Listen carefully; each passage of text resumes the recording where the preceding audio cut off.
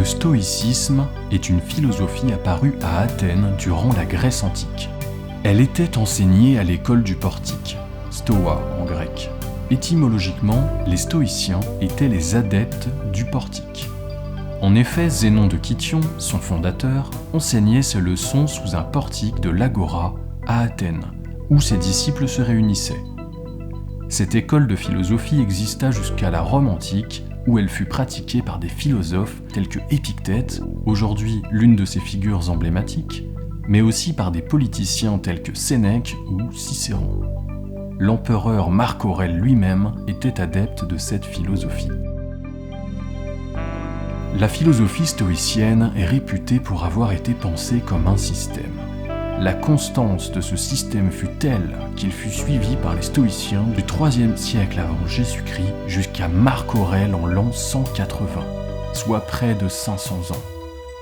Celui-ci évolua au fil du temps en intégrant d'importantes variations proposées par les stoïciens influents.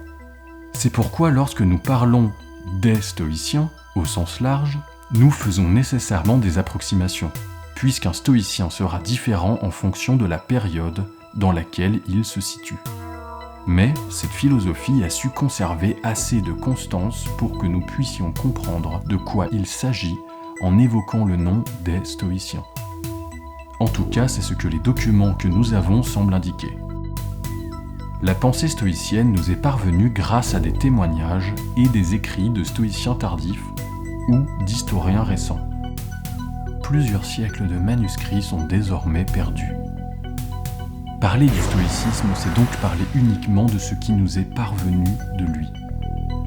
Beaucoup de témoignages nous sont par exemple transmis par l'ouvrage de Diogène Laërce, Vie, doctrines et sentences des philosophes illustres.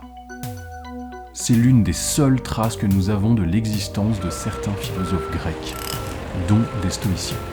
Le travail d'historien peut sembler bien subjectif. Celui-ci ne peut s'affranchir d'interpréter les données qu'il a devant lui. Données qui sont des fenêtres sur la réalité lointaine d'une autre époque.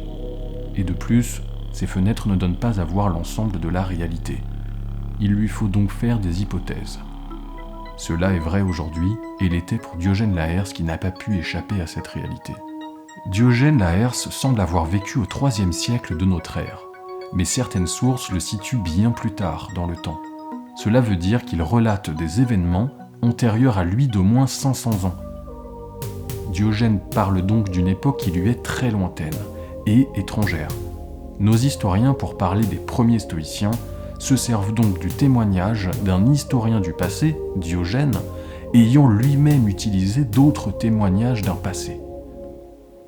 Une bonne partie de la vérité a dû se perdre ou se distordre. Les documents et témoignages que nous conservons couvrent tout de même une bonne partie de l'histoire du stoïcisme, depuis sa création jusqu'à la fin de son école. Ceux-ci provenant d'auteurs différents et ne semblent pas contenir d'énormes contradictions. Le problème dans l'interprétation de ces documents réside plutôt dans la langue.